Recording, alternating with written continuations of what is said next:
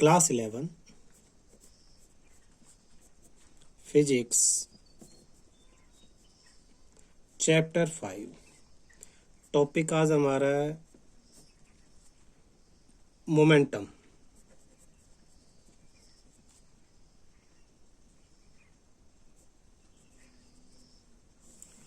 Momentum इसको p से denote करते हैं। Formula m into v. m means mass और v मीन्स वेलोसिटी। तो इसकी ऐसा यूनिट होगी आपकी मास की किलोग्राम, वेलोसिटी की मीटर पर सेकंड। अच्छा, इस मोमेंटम पे वेक्टर क्वांटिटी है, ये वेक्टर क्वांटिटी। इसी मोमेंटम पे हमारा सेकंड लॉ ऑफ मोशन है। सेकंड लॉ ऑफ मोशन क्या कहता है? फोर्स, जो फोर्स आप अप्लाई करते हो किसी ऑब्जेक्ट पे, force is directly proportional to change in momentum with respect to change in time. जब मैं सेकंड लॉ को मैथमेटिकली एक्सप्लेन करेंगे तो ये चेंज जब बहुत स्मॉल होंगे तो F proportional to d p upon में d T.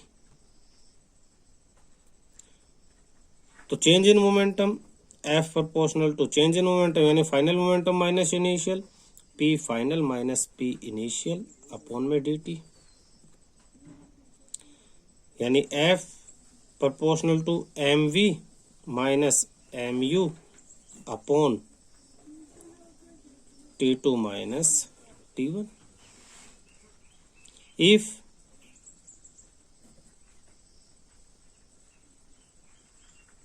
T1 is 0, then F proportional to M V minus U upon T, और V minus U upon T क्या? Acceleration, F proportional to MA. If we assume that F equal to 1 Newton, M equal to 1 kilogram and A equal to 1 meter per second square, इसको हम लिख सकते हैं, और F equal to KMA, K कोई constant है इनमें, ये वन देयरफॉर K की वैल्यू भी क्या आ जाएगी? 1। Hence F is equal to MA। Derivation है, किसका डेरिवेशन है? ये सेकंड लॉ ऑफ मोशन का, second law of motion. Third law of motion क्या कहता है? थर्ड लॉ ऑफ मोशन कहता है एक्शन इक्वल टू रिएक्शन। देखना, थर्ड लॉ ऑफ मोशन, कोई एक ऑब्जेक्ट दूसरे ऑब्जेक्ट पे जितना फोर्स लगाएगी वो भी उस पर उतना ही लगाएगी। सपोज ये लगाती है एफ ऑफ 1-2, तो दूसरी लगाएगी एफ ऑफ 2-1, एफ ऑफ 1-2, तो ये इस पे लगाएगी एफ ऑफ 2-1। ये दोनों इक्वल हैं और अपोजिट हैं, therefore f of 1-2 equal to minus f of 2-1। Clear है? तो एफ मोमेंटम से रिलेट करेंगे, f is equal to M A, mass into acceleration, दोनों को टाइम से डिवाइड करते हैं, acceleration v minus you upon t. Common interval of time, दोनों के लिए टाइम कॉमन है, तो ये फोर्स डायरेक्टली प्रोपोर्शनल टू किसके? मोमेंटम के। तो एफ ऑफ 1-2 जो इसने लगाया, तो final minus initial, change in momentum P1-2, ये फाइनल, डैश मतलब final, minus P1-2 initial momentum, ये minus P21 final minus P21 initial. इसे सिंप्लीफाई करें तो P of 1-2 final minus P of 1-2 equal to minus P of 2-1 final minus minus plus P of 2-1, ये उधर और ये इधर। P12 final plus P21 final equal to ये इधर प्लस हो जाएगा P12 initial plus P21 initial. तो इसे हम कहेंगे total final momentum of the system. ये हो गया total final momentum of system equal to total initial momentum of system, और इस पूरे को हम कहते हैं law of conservation of momentum, law of conservation of momentum. यानी momentum of system never changes, initial और फाइनल मोमेंटम हमेशा किसी सिस्टम के बराबर रहते हैं। अच्छा, ये तो 11th के अकॉर्डिंग हमने डायरेक्ट कर दिया। सिंपल मेथड से थोड़ा बड़ा करके इसको डेराइव करना हो तो कैसे करेंगे देखना।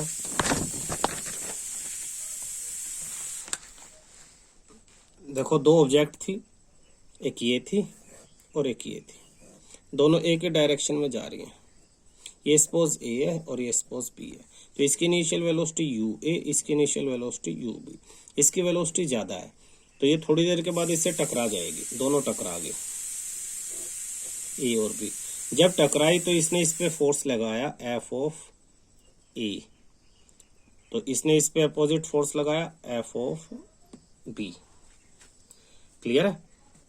ए ने बी पे लगाया और बी ने ए पे लगाया। टकराने के बाद ये दोनों फिर अलग हो गई, इस तरह से ये ए और ये बी।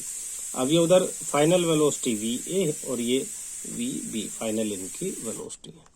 इसका मास मान लेते हैं हम एम ए, इसका mass m b, m a m b m a और एम बी।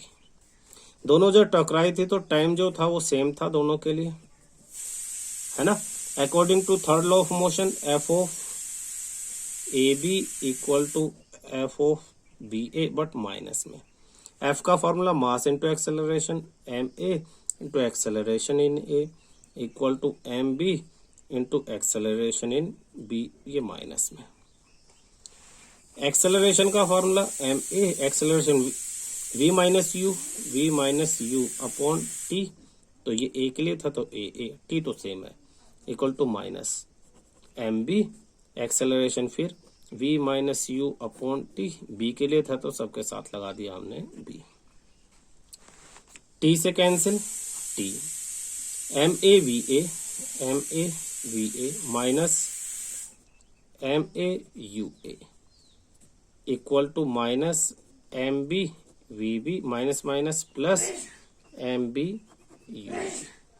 मास इंटू वेलोसिटी मोमेंटम, तो ये p मोमेंटम, ये भी मोमेंटम, ये भी मोमेंटम, माइनस ये भी मोमेंटम और ये भी मोमेंटम, लेकिन कौन से, ये ए का, और v है तो final momentum of velocity particle A, F final momentum. ये ए का ही मोमेंटम है लेकिन u है इनिशियल वेलोसिटी है तो ये इनिशियल मोमेंटम। ये भी मोमेंटम है लेकिन ये b का है, और v है वेलोसिटी फाइनल वेलोसिटी है तो ये फाइनल मोमेंटम है, और ये भी b का ही मोमेंटम है लेकिन u इनिशियल वेलोसिटी है तो ये इनिशियल मोमेंटम है। माइनस इधर प्लस उधर, तो p momentum of particle a final plus में momentum of particle b final equal to, ये इधर आएगा plus momentum of particle a initial plus momentum of particle b initial, यानी a और b का total initial momentum, total initial momentum of particles a and b किसके इक्वल है, total final momentum of particles a and b। तो total final momentum total initial momentum के बराबर हो गया। This is called law of conservation of momentum. इसी को law of conservation of momentum हम कहेंगे, ठीक है ना। इसके बाद अगला टॉपिक आपका है equilibrium of A particle. Equilibrium of A particle. Equilibrium of A particle का मतलब क्या है, ये एक पार्टिकल है, इस पे इधर दो फोर्स लग रहे हैं, एफ ऑफ 1 एफ ऑफ 2, और इसके अपोजिट में एक ही लग रहा है एफ ऑफ 3, और ये यहाँ पे रेस्ट पे है। ये ऑब्जेक्ट किस पे है, रेस्ट पे, यानी इन दोनों फोर्स का sum F of 1 plus F of 2 equal to होगा एफ ऑफ 3, बट ये अपोजिट है इसलिए माइनस। एक तरह से इसको भी इधर ले आएंगे तो f(1) plus f(2) plus f(3) equal to 0। तीनों फोर्सेस का सम क्या होगा? 0। अच्छा, ये डायरेक्शनल होती हैं। डायरेक्शनल का मतलब क्या है कि अगर एक ऑब्जेक्ट ये ऑब्जेक्ट सिर्फ नीचे की तरफ मूव कर रही है, नीचे, और ये हॉरिजॉन्टल यहाँ और यहाँ हॉरिजॉन्टल मूव नहीं कर रही है, तो एक्स एक्सिस पे जितने भी फोर्स इस पे लग रहे हैं उन सब का जो सम है वो क्या होगा? 0 होगा। और अगर कोई ऑब्जेक्ट एक्स एक्सिस पे मूव कर रही है और ऊपर और नीचे इसका जो मोशन है वो 0 है, तो forces sum of all forces on Y axis पे जितने फोर्स है उन सब का सम क्या होगा? 0 होगा। यानी जिस तरफ मोशन नहीं है उसके पैरेलल जितने भी फोर्स हैं उन सब का सम क्या होगा? 0 होगा। इसी को law of equilibrium of A particle बोलते हैं। क्लियर है? अब इसके ऊपर एक बड़ा इंपॉर्टेंट क्वेश्चन है आपका। क्वेश्चन क्या है बुक में मैं आपको बता देता हूं। एग्जाम्पल 5.6 इसी बेस पे जो ये क्वेश्चन है एग्जाम्पल, इसी बेस पे बड़े क्वेश्चन बढ़ते हैं इसके। कह रहा है a mass of 6 kilogram is suspended by rope. ये एक ऊपर जो है छत है एक तरह से स्ट्रॉन्ग, और एक रस्सी से जो है मास लटका दिया। कितना? 6 किलोग्राम का। और लटकाने के बाद उसे एक तरफ से खींच लिया।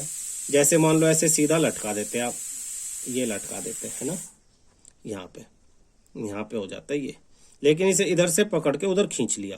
खींचने के बाद इसका सीन कैसे आया? ऐसे यहां से खींचा था तो यहां से मुड़ा और नीचे से ऐसे ही लटका रहेगा। ये 6 kilogram. Rope of length 2 metre, 2 metre की लेंथ है total. A force of 50 newton in the horizontal direction applied at the mid में, तो 1 मीटर ये होगी, 1 मीटर ये होगी, और मिड में हमने 50 न्यूटन का फोर्स लगा दिया हॉरिजॉन्टली एक्स एक्सिस पे। As shown in the what is the angle of rope make with the vertical. ये वर्टिकल जो डायरेक्शन है ये, इसके साथ जो एंगल थीटा, ये हमें फाइंड आउट करना है। Vertical in the equilibrium take G equal to 10 metre per second square. ये तो एम है मास, नीचे फोर्स कितना लगेगा नीचे के डायरेक्शन में? F is equal to M A, यानी 6 इंटू एक्सेलरेशन 10 दे रखी है उसने, 10 यानी 60 न्यूटन। 60 न्यूटन नीचे लग रहा है, 50 न्यूटन इधर लग रहा है। क्लियर है? तो वेट के अपोजिट में टेंशन जाती है, ये वेट है। अब इसे अच्छी तरह से समझना बेटा।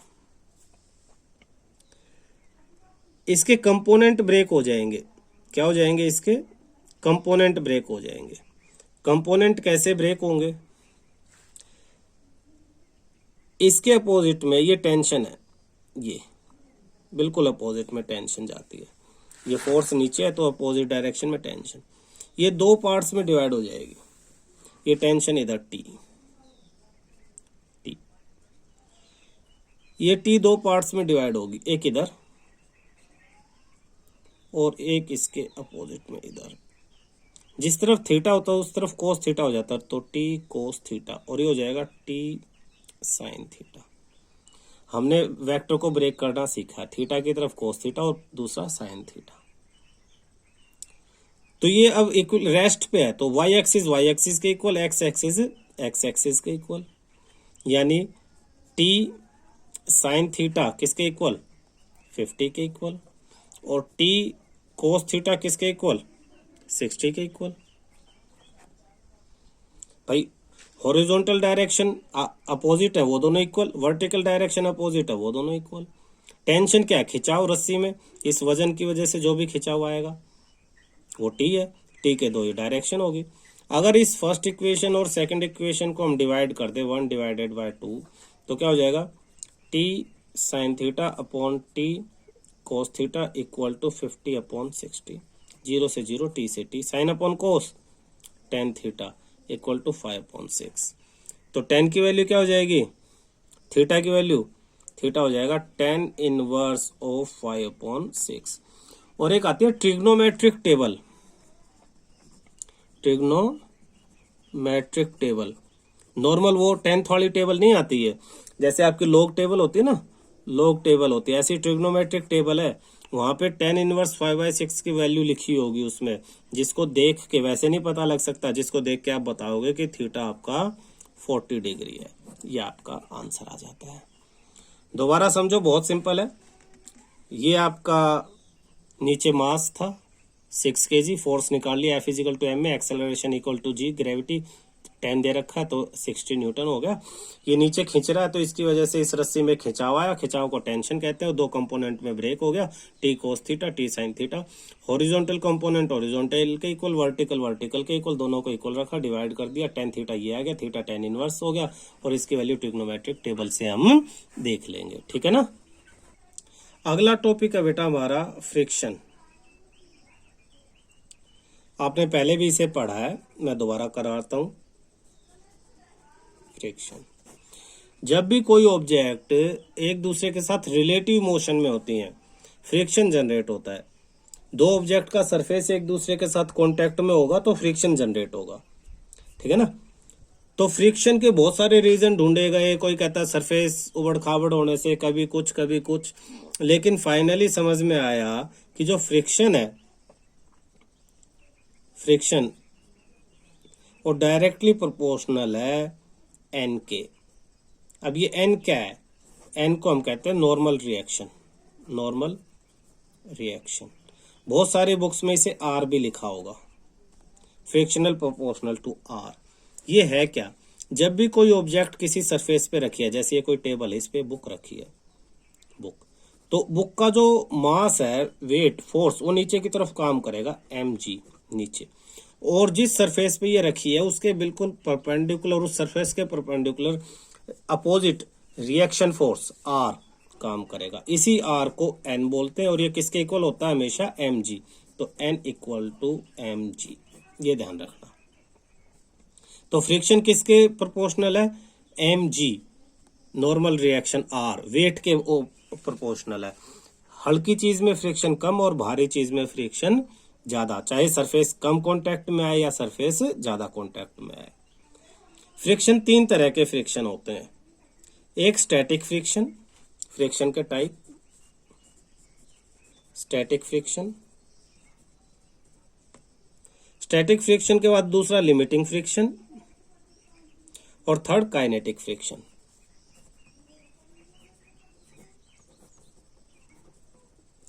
और थर्ड आपका काइनेटिक फ्रिक्शन। स्टैटिक फ्रिक्शन क्या है?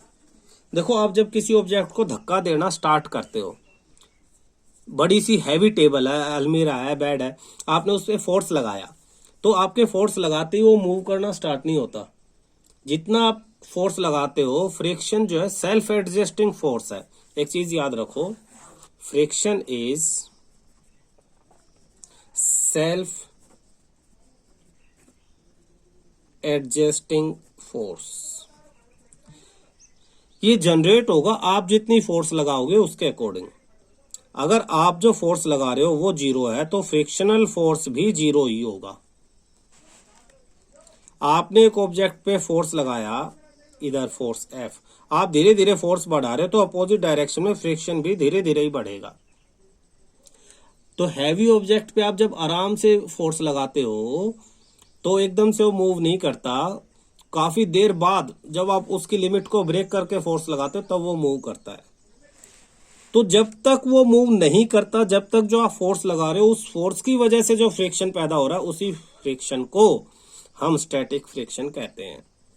तो static friction, it is a friction which oppose the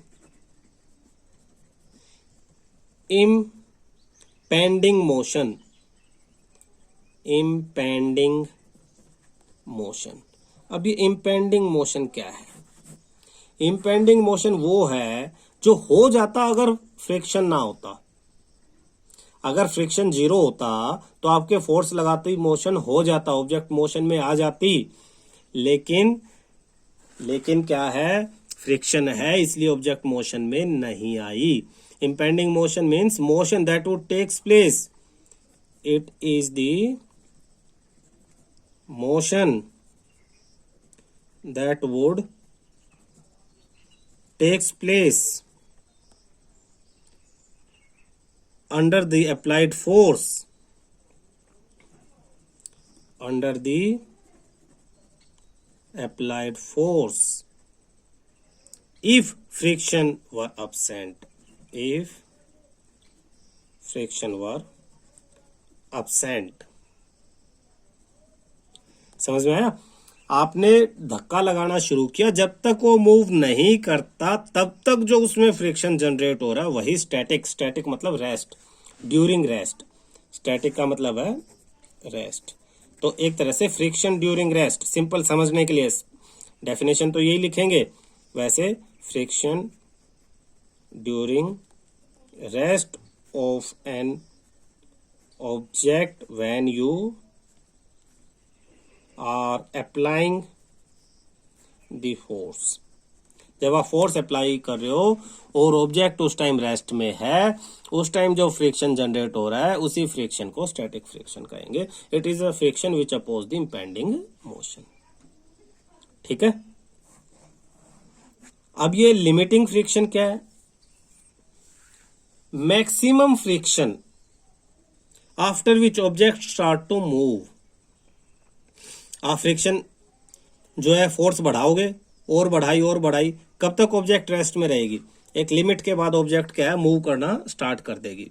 तो जिस लिमिट के बाद ऑब्जेक्ट मूव करना स्टार्ट करेगी उस पोजीशन को हम कहेंगे स्टैटिक या लिमिटिंग फ्रिक्शन। उस ऑब्जेक्ट को हम क्या कहेंगे?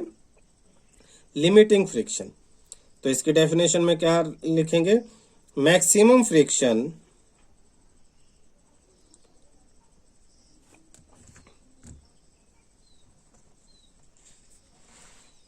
the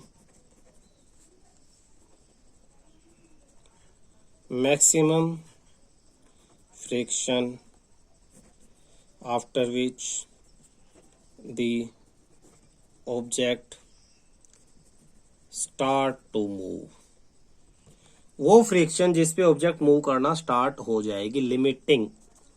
और काइनेटिक, काइनेटिक का मतलब होता है मोशन।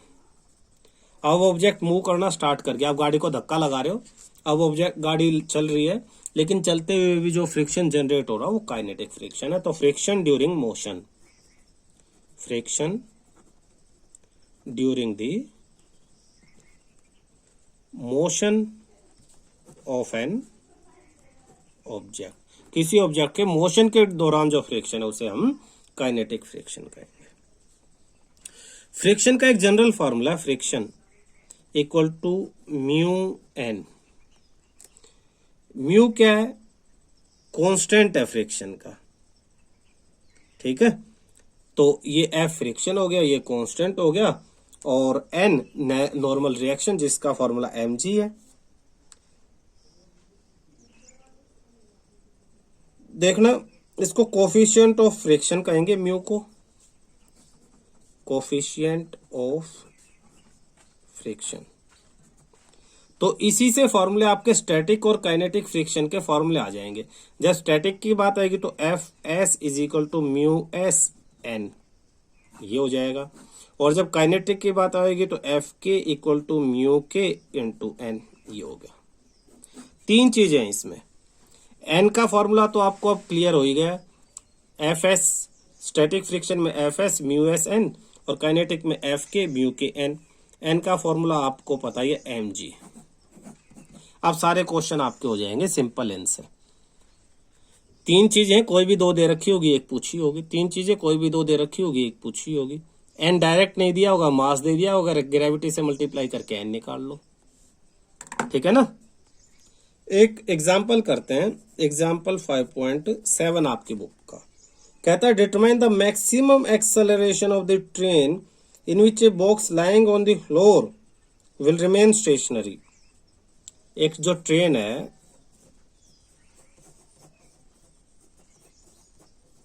ये चल रही है उस डायरेक्शन में, तो एक्सेलरेशन निकालनी है हमें मैक्सिमम।